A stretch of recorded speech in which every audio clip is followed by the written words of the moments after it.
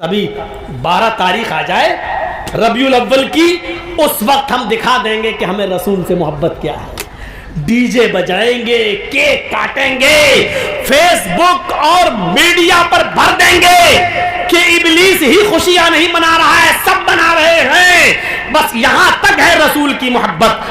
میرے بھائیوں، رسول کی محبت کا عملی تقاضا یہ ہوتا ہے کہ جب حدیبیہ کا موقع تھا اور جب کچھ شرطیں لگائی گئی اور اللہ کے نبی نے ان شرطوں کو مان لیا جو بہت ہی ناجائز تھی، لیکن پھر بھی مان لیا، اور جب اللہ کے نبی مکہ داخل نہیں ہوئے، حدیبیہ سے واپس ہو گئے آپ اور آپ کے صحابہ، اس کے بعد جو کافر، جو کفار مکہ محمد رسول اللہ سے سمجھوتا کرنے گئے تھے، وہ لوگ جب مکے میں آتے ہیں، وہ لوگ جب مکے میں داخل ہوتے ہیں، وہ لوگ جب مکے میں آتے ہیں، تو ان لوگوں نے مکے والوں سے کیا کہا؟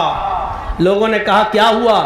محمد رسول اللہ سے بات چیت ہو گئی؟ کہاں جواب ہو گیا اس سال نہیں آئیں گے، واپس کر دیا. اگلے سال آئیں گے، 3 دن سے زیادہ نہیں رہیں گے، 3 دن کے بعد وہ چلے جائیں گے، عمرہ کریں گے، تلوار میان میں رکھی ہوگی. یہ ساری باتیں سمجھوتا ہو گیا. اب وہ چلے گئے، اس سال عمرہ نہیں کرنے دیا گیا، نہ ہم کرنے دیں گے، اور نہ انہوں نے ضد کی، وہ واپس چلے گئے. اچھا، لیکن ان کافروں میں ایک آدمی تھا جس کا نام تھا عروہ، جس کا نام تھا عروہ. عروہ نے مکے والوں سے کیا کہا؟ مکے کے سپہ سالاروں سے کیا کہا؟ قریش کے بڑے بڑے سرداروں سے کیا کہا؟ عروہ نے کہا قریش کے لوگوں، آئے قریش کے سرداروں، آئے مکے میں رہنے والے معزز لوگوں، تمہاری کیا عزت ہوگی جو عزت میں نے محمد رسول اللہ کی ان کے ساتھیوں کے بیچ میں دیکھی. اللہ کے نبی جب عمرے کی غرض سے آ رہے تھے تو بہت سے صحابہ کو لے کے آئے تھے، لیکن کافروں نے کرنے نہیں دیا، حدیبیہ کے مقام پر روک دیا، شرطیں لگا کے واپس کر دیا. عروہ نے کہا تمہاری کیا عزت ہوگی جو محمد رسول اللہ کی عزت دیکھی میں نے ان کے ساتھیوں کے بیچ. آئے لوگوں، میں نے دیکھا. عروہ کا بیان سنو اور اڑ کے جاؤ جس کو جانا ہو جلدی، پیشاب لگنے والے، شوگر والے لوگ. اب یہاں سنیے گا، تھوڑا سا توجہ دیجیے گا، بڑی قیمتی بات بتلا رہا ہوں، یہ ابھی میں نے بتائی نہیں ہے یہ باتیں، ذرا سنیے. عروہ نے کیا کہا؟ عروہ نے کہا تمہاری کیا عزت ہوگی جو میں نے محمد رسول اللہ کی دیکھی.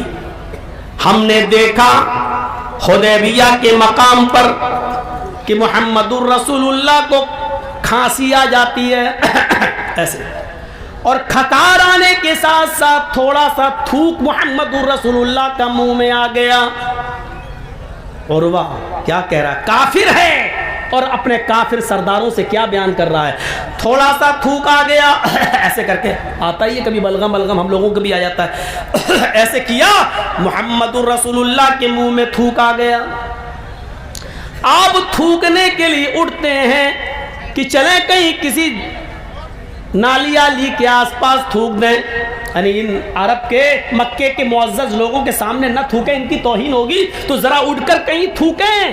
تو ہم نے دیکھا محمد اٹھ کر جہاں جا رہے ہیں تھوکنے کے لیے، محمد کے صحابہ محمد کے پیچھے پیچھے دوڑ رہے ہیں کہ اس تھوک کو زمین پر ہم نہیں گرنے دیں گے، جیسے ہی نبی تھوکیں گے ہم اس تھوک کو کیچ کر لیں گے. جیسے کوئی پلیئر ہے چھکے مارنے کے چکر میں اس نے اونچا شاٹ کھیلا اور بارڈر پہ کھڑا ہوا، لائن پہ کھڑے ہوئے کسی آدمی نے اس کو کیچ لے لیا، کسی پلیئر نے. میں نے دیکھا کہ محمد الرسول اللہ نے جب تھوکا تو لات و عزا کی قسم، منات کی قسم، ود و سوا، یغوث یعوق و نصر کی قسم، ہمیں ہمارے معبودوں کی قسم، ہمیں ہمارے خداؤں کی قسم، جیسی محمد الرسول اللہ نے تھوکا صحابہ کرام زمین پر گر پڑے، اور محمد الرسول اللہ کا تھوک زمین پر نہیں گرنے دیا، اس کو اپنے ہاتھ میں لے لیا، اور جس کے ہاتھ میں گیا اس نے مل لیا، اور اس کو اپنے چہرے اور ہاتھوں اور کپڑوں میں مل لیا، اور اس کو تبرک سمجھ لیا. کیا محبت تھی. یہ رسول کی محبت میں جلوس نکالنے والی قوم رسول کی محبت میں جلوس نکالتی ہے اور اسی بازار کے کسی مسجد سے اذان کی آواز آتی ہے اللہ اکبر تو اس کو نظر انداز کر دیتی ہے، حی علی الصلاۃ آواز کو نظر انداز کر دیتی ہے، اسی محفل میں حی علی الصلاۃ کی آواز پر بلڈوزر چلا دیا جاتا ہے۔ یہ محبت رسول کا جھوٹا دم بھرنے والی قوم اسی اللہ اکبر کو اپنے پیروں سے روند دیتی ہے اور مسجد کے دروازے میں نہیں جاتی ہے نماز کے لیے۔ یہ ان کی محبت ہے اور ان کی محبت تھی کہ صحابہ زمین پر تھوک نہیں گرنے دیتے تھے، اس کو زمین پر گرنے سے پہلے ہی کیچ کر لیتے تھے اور اس کو مل کر اپنے جسم پر مل لیتے تھے۔ عروہ کا بیان ہے، اے لوگوں میں نے اپنی آنکھوں سے منظر دیکھا، صلح حدیبیہ کی موقع پر جب نماز کا وقت آیا تو میں نے محمد ابن عبداللہ کو دیکھا، انہوں نے کہا کہ رک جائیے، ہم نماز پڑھ لیتے ہیں، اس کے بعد باتیں ہو جائیں گی۔ ہمارے ساتھیوں نے بھی کہہ دیا ٹھیک ہے کوئی بات نہیں نماز پڑھ لیجئے۔ ہم نے دیکھا عروہ کہتا ہے کہ محمد رسول اللہ نے وضو بنایا، محمد کے ساتھیوں نے وضو کا پانی لا کر دیا، محمد رسول اللہ نے وضو بنایا اور وضو کا پانی تھوڑا بچ گیا بننے میں لوٹے میں، اللہ کے نبی وضو بنا کر اٹھ جاتے ہیں۔ میں نے صحابہ کرام کو، محمد کے دیوانوں کو دیکھا، محمد کے ساتھیوں کو دیکھا کہ اس وضو کے بچے ہوئے پانی پر ٹوٹ پڑے، پھر فیصلہ ہوا ایک ایک چلو سب نے لے لیا اور اس پانی کو وہ اپنے جسم اور اپنے کپڑوں پر ملنے لگے۔ اے مکے کے رئیسوں، اے مکے کے چودھریوں، تمہاری عزت تمہاری قوم کیا کرے گی؟ جو میں نے محمد کی قوم کو دیکھا، محمد کے دیوانے محمد کی کتنی عزت کرتے ہیں، اگر وہ ان کو قتل کرنے کا حکم دے دے کہ جہاد کرو تو وہ اپنی جان کی پرواہ نہیں کرتے، وہ فوراً اپنی جان کو ہتھیلی پر لے کر جہاد کے لیے نکل جاتے ہیں۔ جب ہم سے ناجائز شرطیں ہم منوا رہے تھے، محمد مانتے چلے گئے، ہم نے محمد رسول اللہ کے ساتھیوں کو دیکھا، وہ کہہ رہے تھے اے اللہ کے رسول اجازت دیجئے، اتنی ظالمانہ شرطیں نہ مانیے، اجازت دیجئے جہاد کریں، آج یا تو ہم ماریں گے یا مر جائیں گے، ماریں گے تو غازی کہلائیں گے یا مر جائیں گے تب بھی ہم جنت میں جائیں گے۔ لیکن محمد رسول اللہ نے ان کو روک لیا۔ لوگوں، محمد ان کو جو حکم دیتے ہیں ان کو فوراً بجا لاتے ہیں۔ ہم نے جو عزت محمد رسول اللہ کی دیکھی ان کی نظروں میں ہم نے کسی کی نہیں دیکھی۔ او لوگوں، ایک دن وہ مکی کے اندر داخل ہوں گے، شہانہ داخلہ لیں گے اور ہمیں تو دکھائی دیتا ہے محمد کے دیوانے مکے کو کسی قیمت پر نہیں چھوڑیں گے، ان کے ساتھ اس مکے کو حاصل کر کے رہیں گے۔ محبت کا بیان، صحابہ کی محبت کا بیان ایک کافر کر رہا ہے، عروہ کر رہا ہے، اپنے کافر ساتھیوں سے کہہ رہا ہے الفضل ما شہدت بہ الاعداء، فضیلت اسی کو کہتے ہیں کہ دشمن بھی جس کا اعتراف کرے۔ دشمن اعتراف کر رہا ہے کہ محمد رسول اللہ کے دیوانے محمد کے ساتھ کیسے ہیں۔ اب معائنہ کیجئے اپنے سماج میں، اب دیکھیے یہ کون سی دیوانگی تھی، یہ کون سا حال تھا، یہ کون سی صورت تھی، یہ کون سی شکل تھی محبت کی۔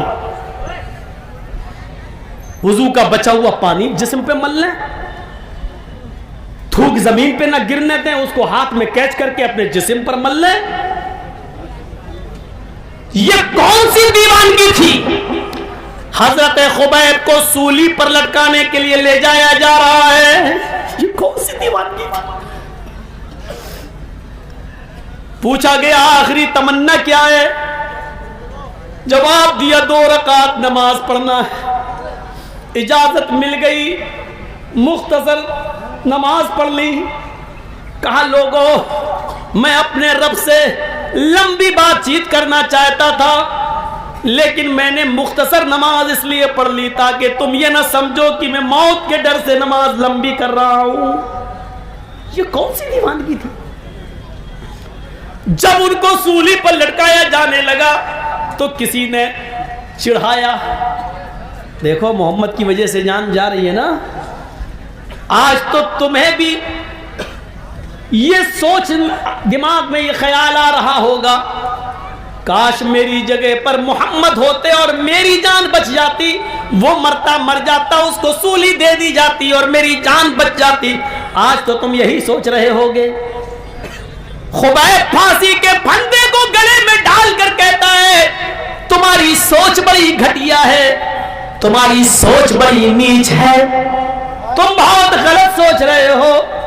اللہ کی قسم اگر اس وقت تم ہمارے نبی کو میرے سامنے لا کر کھڑا کر دو اور صرف اتنا بولو آئے خبیب مجھے محمد رسول اللہ کے پیر میں کانٹا چبھو لینے دے، مجھے محمد رسول اللہ کے پیر میں کانٹا چبھو لینے دے، اس کے بدلے میں تیری جان بخش دوں گا، صرف نبی کے پیر میں کانٹا چبھا لینے دے. تو اللہ کی قسم، قسم ہے اس ذات کی جس کے قبضے میں میری جان ہے، میں یہ بھی گوارا نہیں کروں گا کہ میری جان بچ جائے اور میری جان کے بدلے میں محمد رسول اللہ کے پیر میں کانٹا بھی چبھ جائے. میں گوارا کروں گا میں اپنی جان دے دوں لیکن محمد رسول اللہ کے پیر میں کانٹا بھی نہ چبھنے دوں. کیسے انسان گوارا کر لیتا ہے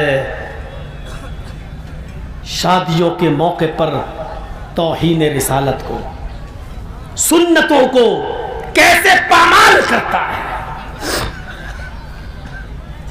کس طریقے سے نبی اکرم کی احادیث پر بلڈوزر چلا دیا جاتا ہے، کیسے انسان گوارا کر لیتا ہے. ہجرت کی رات سارے کافروں نے صلاح کر لی اور محمد رسول اللہ کے گھر کا گھیراؤ کر لیا. یہ محبت کا کون سا معیار تھا؟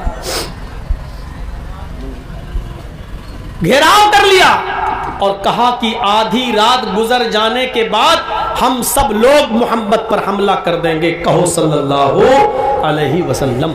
ہم سب لوگ محمد پر ایک بیک حملہ کریں گے تاکہ خون کا الزام کسی ایک پر نہ آئے، ہر قبیلے کے لوگوں پر آئے اور پھر محمد کے رشتہ دار سارے قبیلے والوں سے جنگ نہیں لڑ پائیں گے.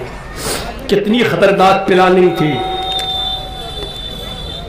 اللہ تعالیٰ نے بذریعہ وحی بتلا دیا کہ ایسی ایسی پلاننگ ہو چکی ہے، جاؤ نکل جاؤ.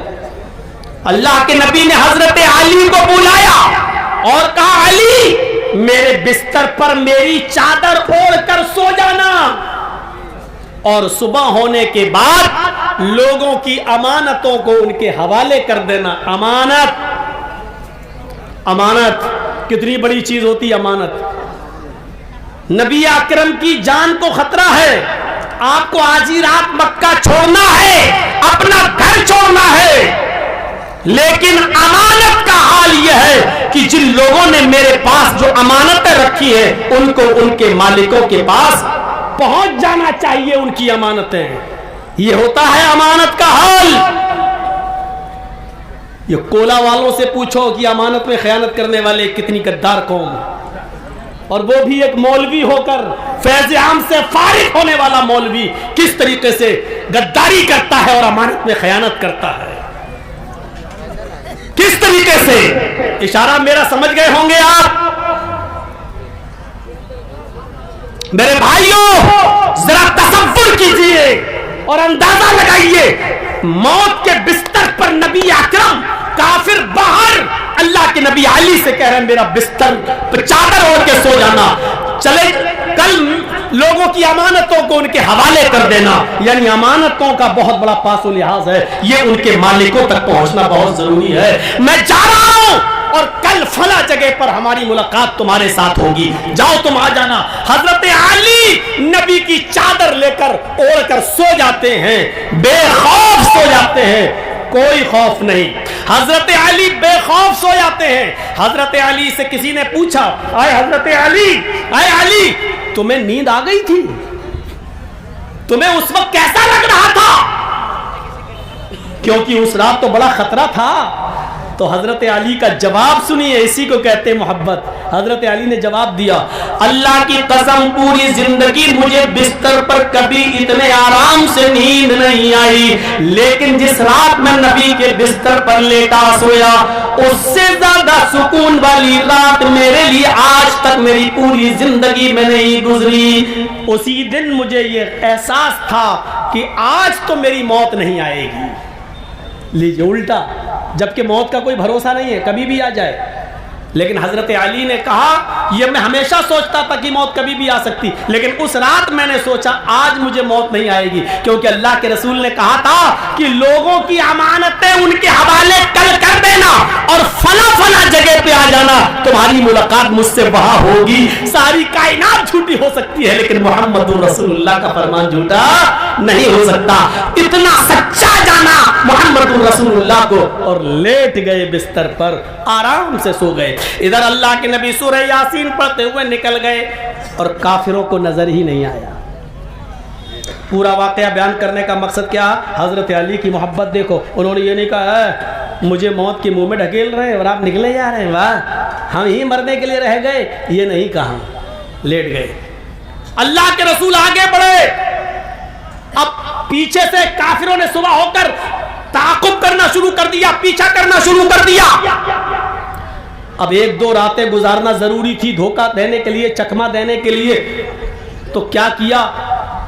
غار ثور پہنچ گئے. بالکل ثور کے دروازے پر جن لوگوں نے حج کیا ہوگا عمرہ، وہ غار ثور بھی گئے ہوں گے گھومنے کے لیے. مکے سے بہت زیادہ دور نہیں ہے، تقریباً 7, 8, 9, 10 میل کی دوری پر غار ثور ہے. وہ آج بھی وہاں ایک غار سا بنا ہوا ہے. میرے بھائیوں، اللہ کے نبی صلی اللہ علیہ وسلم اس غار میں جاتے ہیں.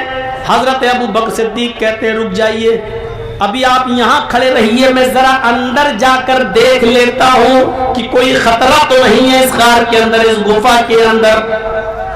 حضرت ابو بکر اندر گھس جاتے ہیں. وہ جو سوراخ کھلے ہوئے تھے، کچھ بل، سانپ کے، زہریلے جانوروں کے بل، ان سب کو ڈھانک دیا. اپنا ایک چادر تھی اس کو پھاڑ دیا اور اس کے ٹکڑے کر کر کے انہوں نے سوراخ پر لگا دیا تاکہ کوئی خطرناک جانور ان سوراخوں سے باہر نہ آئے. جھاڑو واڑو لگا دی. اس کے بعد میں فرمایا اللہ کے نبی آپ اندر آ جائیے، کوئی خطرہ نہیں ہے، آپ اندر آ جائیے، کوئی خطرہ نہیں ہے. اللہ کے نبی فرماتے رات بھر کا جاگا ہوا ہوں، اے ابو بکر تم بھی آرام کر لو، میں بھی سوتا ہوں. تھوڑا سا سو جاتے ہیں. حضرت ابو بکر صدیق کہتے ہیں کہ میں بیٹھ گیا اور میں نے اپنی ران کو پلو بنا لیا، تکیہ بنا دیا، اور اللہ کے رسول کا سر میں نے اپنی ران کے اوپر رکھ لیا، اپنے پیر پھیلا لیے اور اپنی ران کے اوپر میں نے سر رکھ لیا. اللہ کے نبی میری ران کے اوپر میری گود میں سر رکھ کر لیٹ گئے. آپ کو نیند آ گئی. اتنے میں میری نظر پڑتی ہے سامنے ایک سوراخ باقی رہ گیا ہے، سامنے ایک سوراخ باقی رہ گیا ہے، اس کا منہ کھلا ہوا ہے. تو میں نے پیر کا انگوٹھا لے کر اس سوراخ پر لگا دیا تاکہ کوئی خطرناک جانور اگر نکلے تو وہ میرے انگوٹھے میں کاٹ لے، میرے پیر میں کاٹ لے، لیکن باہر آ کر وہ محمد رسول اللہ کو نہ ڈسے، میرے نبی کو نہ کاٹے. ابو بکر صدیق کہتے ہیں کہ میں نے اپنے پیر کا انگوٹھا لگا دیا. تھوڑی دیر کے بعد ایک زہریلا بچھو اس بل کے قریب آتا ہے اور میرے انگوٹھے میں ڈنک مارتا ہے، ڈستا ہے. اس کے زہر کا اثر مجھے ہوتا ہے، اس کا درد مجھے محسوس ہوتا ہے. اس نے دوسری ڈنک مارا، پھر تکلیف ہوئی، وہ ڈنک پہ ڈنک مارتا جا رہا میرے انگوٹھے میں اور مجھے تکلیف بڑھتی جا رہی ہے، لیکن میں اپنے انگوٹھے کو اس لیے نہیں ہلاتا. یہ محبت کی کون سی سیڑھی ہے، یہ محبت کا کون سا معیار ہے، ذرا مجھے بتاؤ. اس محبت کو کیا کہو گے میرے ساتھیوں کہ कि अबू बकर कहते मैं अंगूठा इसलिए नहीं हटा रहा हूं, पैर इसलिए नहीं हिला रहा हूं कि अगर पैर हटाऊंगा, पैर मोड़ूंगा, अंगूठा हटाऊंगा तो पैर हिल जाएगा, पैरों में जुम्बिश हो जाएगी, मेरी रान हिल जाएगी, और अगर रान हिल गई तो मोहम्मद रसूलुल्लाह की नींद टूट जाएगी, आपकी नींद में डिस्टर्ब हो जाएगा। बिच्छू भले ही काट रहा है काटने दो, लेकिन मोहम्मद रसूलुल्लाह की आंख नहीं खुलनी चाहिए, आपकी नींद पूरी होनी चाहिए। आप सो रहे हैं तो सो जाने दीजिए, वो नहीं हटा रहे हैं अंगूठा। मेरे भाइयों, जब दर्द इतना ज्यादा बढ़ गया कि उस दर्द की तकलीफ की वजह से आंखों में आंसू आ गए और एक आंसू का कतरा गिर गया, अबू बकर की आंख से एक आंसू का कतरा गिरा जो मोहम्मद रसूलुल्लाह के गाल पर टपकता है। उस आंसू ने आब हयात का काम किया, उस आंख से गिरने वाले गरम गरम आंसू ने मोहम्मद रसूलुल्लाह को उठा दिया। आप जाग गए, आपने कहा कैफल हाल या अबा बकर, अबू बकर क्या है, क्या हाल है तुम्हारा, रो क्यों रहे हो, आंखों में आंसू क्यों है। उसके बाद हजरत अबू बकर सिद्दीक ने अपना पैर हटाया, कहा अल्लाह के रसूल ये सुराख बाकी रह गया था, बिच्छू ने काट लिया है, उसका जहर अंदर दर्द कर रहा। हाँ, लुआब निकाला, थूक, अल्लाह के नबी ने ऐसे अंगूठा पकड़ा और हजरत अबू बकर सिद्दीक के जिस जगह काटा था उस जगह पर उसको लगा दिया। हजरत अबू बकर सिद्दीक का अपना बयान है कि जैसे नबी अकरम का लुआब तहन मेरे अंगूठे में लगता है, मुझे ऐसा महसूस होता है कि मुझे किसी ने काटा ही नहीं और कोई तकलीफ ही नहीं है, पहले से ज्यादा मैं बेहतर हो गया। पूरा वाकया सुनाने का मकसद ये नहीं कि अबू बकर सही हो गए, पूरा वाकया बताने का मकसद ये है कि ये मोहब्बत का कौन सा मायार था, मोहब्बत की कौन सी सीढ़ी थी और मोहब्बत का कौन सा मकाम था कि अबू बकर अपना पैर नहीं हिला रहे हैं। हमारे और आपके साथ क्या होता है, हम कैसी मोहब्बत कर रहे हैं, हमारा मायार क्या है। हम सोचें, नबी अकरम की एक बीवी थी जिनका नाम था उम्मे हबीबा। उम्मे हबीबा के बाप अबू सुफियान जो अभी तक इस्लाम नहीं लाए थे, काफिर थे। उम्मे हबीबा नबी की बीवी और उम्मे हबीबा के शौहर के बाप अबू सुफियान काफिर। और एक दिन वो अपनी बेटी से मिलने आए, यानी नबी अकरम की बीवी से अपनी बेटी से मिलने आए। कोई बात नहीं, काफिर है तो क्या हुआ, मेरी बेटी तो है, बेटी है, मिलने जाना है। अल्लाह के रसूल के घर आते हैं, दरवाजे को दस्तक देते हैं। उम्मे हबीबा आगे बढ़कर दरवाजा खोलती हैं। उम्मे हबीबा आगे बढ़कर दरवाजा खोलती हैं, सामने अपने बाप को देखती हैं, कहती हैं अब्बू आप जी, बेटी मैं मिलने आया हूं, आइए अब्बू आप अंदर आ जाइए, तशरीफ ले आइए। उम्मे हबीबा जल्दी से दौड़ती हुई घर के अंदर जाती हैं, अपने अब्बू से कहती जल्दी आप अंदर आ जाइए। अबू सुफियान घर के अंदर दाखिल होते हैं, मोहम्मद रसूलुल्लाह का घर है।